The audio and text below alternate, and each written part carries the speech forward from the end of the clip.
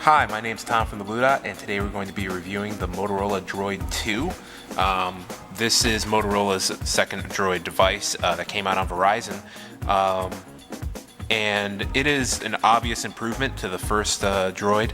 Right away, upon looking at it, it has a much sleeker look. It has more curved edges, less just drastic hard corners on it, and it has a bit of a sheen to it too, like kind of this chrome like finish on the edges.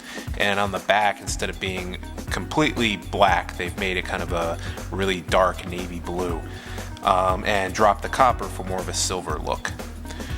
Now, upon first looking at this device, it has a little more heft to it. That's because, of course, it has a keyboard. The keyboard looks pretty good. It's a slight improvement from the Droid 1. It doesn't really feel like buttons. It more feels like one piece with loose fitting parts, but that's fine. It actually works perfectly as a keyboard itself.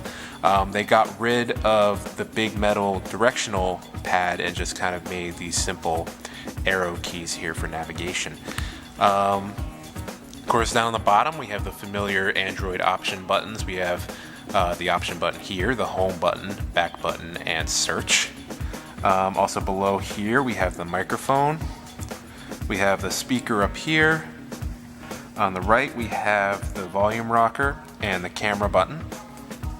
Up top we have the power button and the headphone jack. On the left we have the USB micro charge port. And on the back we have the camera, flash, and the battery back door. Alright, so let's turn this device on. Just going to press up here, swipe across. Alright, and this runs Android 2.3. I don't think you can upgrade it to the latest Android, but I mean, this doesn't mean that this is any slouch when it comes to operating systems. It runs perfectly fine. You're just going to be missing a few of the newer features that you'll see in the new phones that came out this year and last year. Now, when you go sideways and open up the keyboard, the whole thing turns sideways, which is really nice, and you can use these directional pads to actually navigate everything on here. So if you don't want to like handle the touch screen, like you have big fingers or you're just not accustomed to it, you can just keep using this.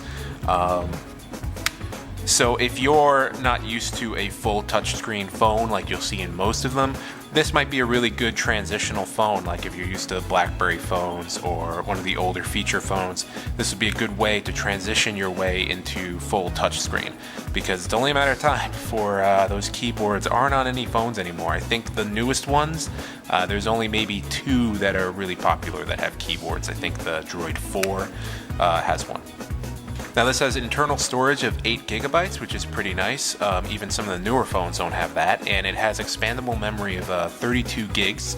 The micro SD card, of course, goes underneath here near where the battery is. And I believe you do have to take out the battery to be able to put it in. But, I mean, you probably won't be taking it in and out all that much anyway. So let's check out the camera. Alright, and it has a few options here that gives you a little more control on how you're going to take your pictures. It has flash, some special effects that you can do, and it actually shows you an example of what those effects will do before you even take the picture, which is really nice. You also have more options here that you can go to settings and kind of play with the picture resolution, video resolution. So let's check out video resolution. And video will only shoot in standard, so this is not one of the HD Androids out there, but it's still pretty good for what it is. I mean, some of the oldest phones out there wouldn't shoot standard at all. Alright, so let's check out text messaging here. Let's make a new text message.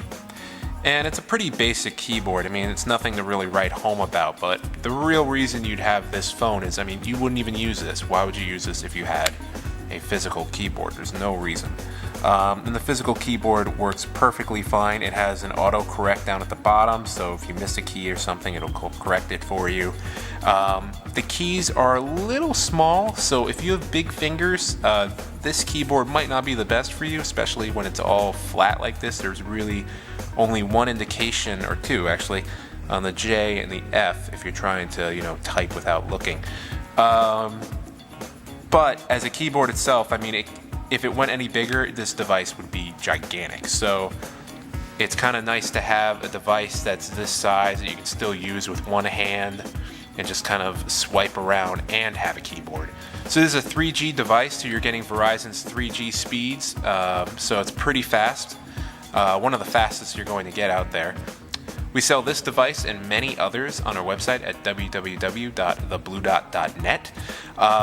My name is Tom for The Blue Dot. If you have any questions, please leave a comment below and I will be happy to answer them personally. Thanks for watching.